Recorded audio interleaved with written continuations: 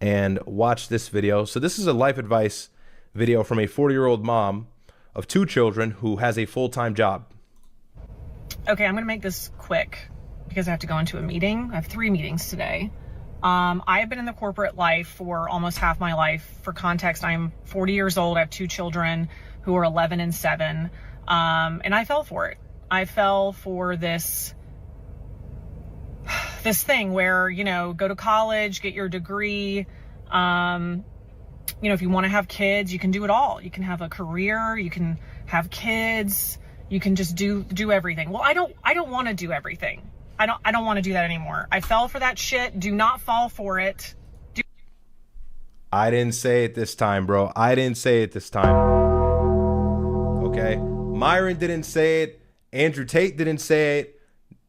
She's telling you. Okay? Save the misogyny comments for later because you're hearing it from the source. Do not fall for that shit.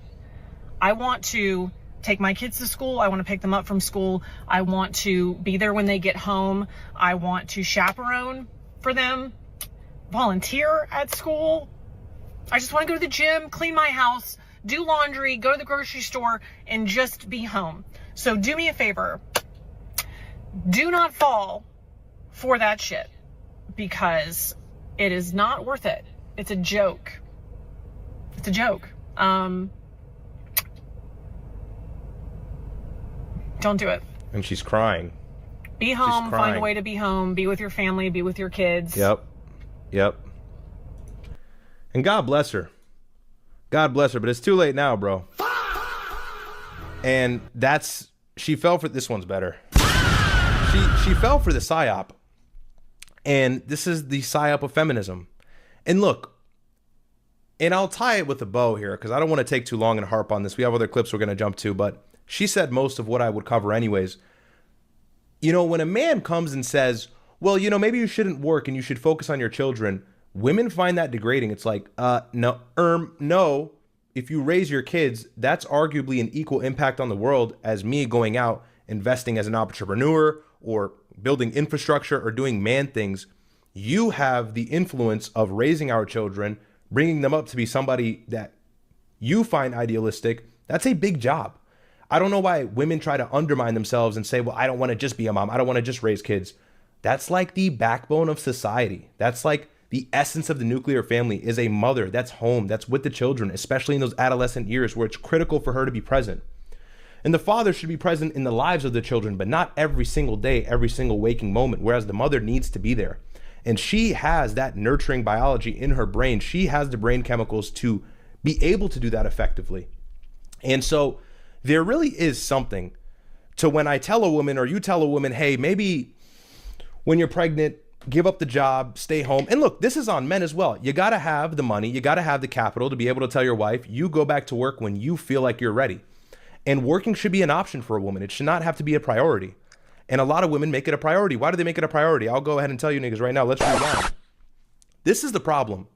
When you as a woman are a high earner, 6 figures, you know, these days 7 figures, a lot of women make a lot of money and they're very successful.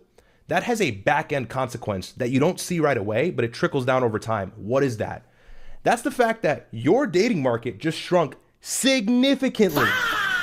Significantly. And so now what you'll notice is when you want a man, the man's at least got to earn equal, if not more than you, unless you're fucking crazy and you're going to lie to yourself and say, well, I can make $500,000 a year and he can make $80,000 a year. I'll be happy with it. You won't last though. How are you going to be attracted to him? You're going to call the shots. An effective and functional relationship means that the man is the leader and he's in the leadership position. The woman is a subordinate. And that's not to be degrading. Women find that degrading. That's biblical. Biblically, women are subordinates. They support the man from the back end, but that doesn't mean your job is not important. That means that you don't lead, you stay home and you deal with the kids. He goes out, he ventures, and he figures out how you guys are going to continue to live, have food on the table, have electricity, have water, so on and so forth. You have roles. And when you want to be a entrepreneur, a lady boss, a big boss, this big earner in the tech world, in the corporate world, whatever it is, or whatever have you, you'll find that you shrink your dating options. And if you're over the age of 25 or over 30, the men that you would like or the men that you would be inclined to at those ages they're not going for a girl your age. They're going for a girl that's probably 23, 24, and you're 31 and you're hit. So women, if there's any women in here, or if this is getting clipped up, whatever, please understand you can work and you can maintain income and you can have a job and you can get a degree. No one's saying don't do that. I'm not saying don't do that. And I'm not saying there's anything inherently wrong with that. Actually, go out and make sure your life is functional.